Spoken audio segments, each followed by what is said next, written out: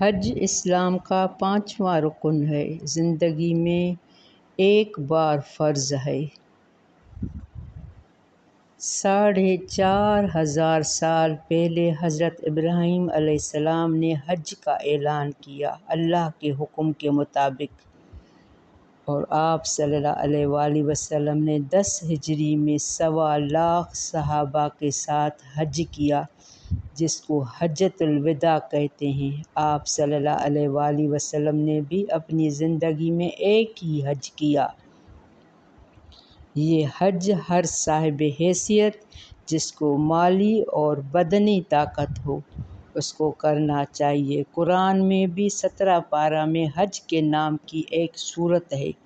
अगर किसी को माली और जिस्मानी ताकत नहीं है तो हज बदल भी किया और कराया जा सकता है।